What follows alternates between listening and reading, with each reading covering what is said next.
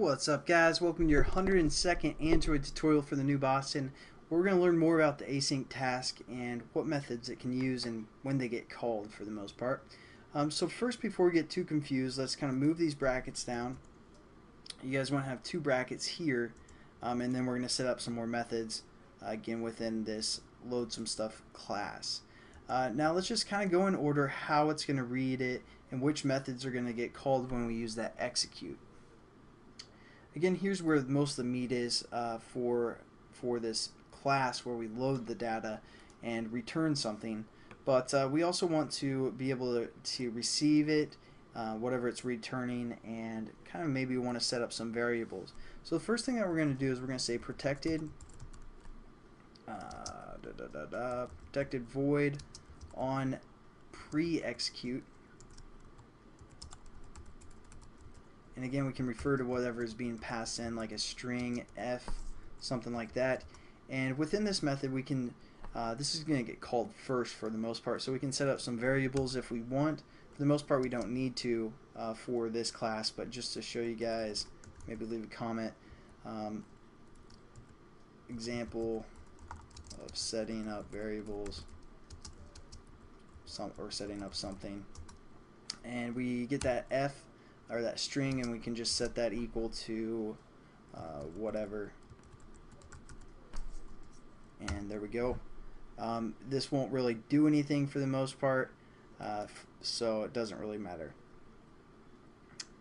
And another method we can call is to get that progress. Again, we have an integer that we can refer to, and so if we have a progress method that kind of displays some kind of a loading bar or something like that, we want to access the progress method. So what we're going to say here is we're going to say again protected void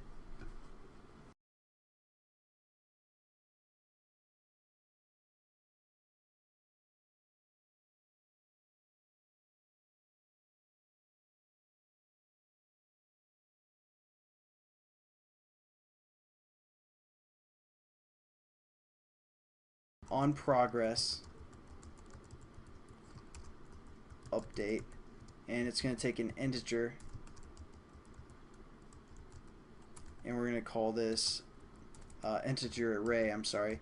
And we've worked with arrays before, you know, it's like that, but when we call them in or pass them in, you just want to say dot dot dot, and that's basically the same thing as an array for the most part.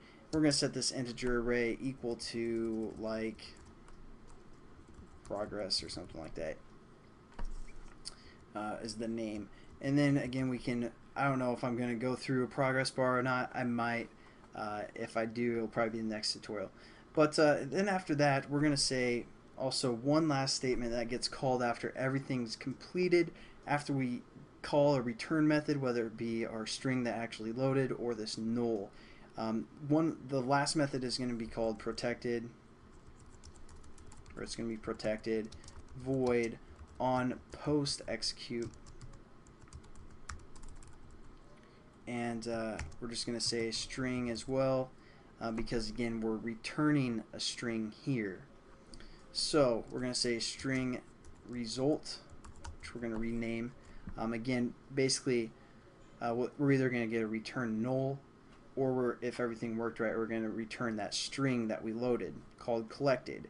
And once we call this return, it's going to, you know, execute this method called on post execute, and we're going to get whatever that return was. So since we're returning a string, we're going to work with that. We're going to call it result, and now we can set up our text view within here. Our text view was called data results, or data result was it, and we can just say dot results maybe, dot set text, and then we can set it equal to our result, which again will be whatever we return. So let me format everything, and those are the four methods that you can use with this async task class. Again, pre-execute, do in background, which we're familiar with, and progress update, and also a post-execute where we actually change our text view. So let's run it, make sure everything works, guys, and we're probably good to go with this tutorial. Again, I'm not for sure if I want to do progress update. Maybe I will. You know, it's something a little bit new that you guys might like, so I'll probably do that in the next tutorial. So let's make sure everything works. So we're gonna say internal data and just like a test text, something like that. We're gonna save it, and if we hit the load button, yeah, there we go, we have our test text there. Thanks for watching, guys, and I'll catch you in the next tutorial. Have a good one.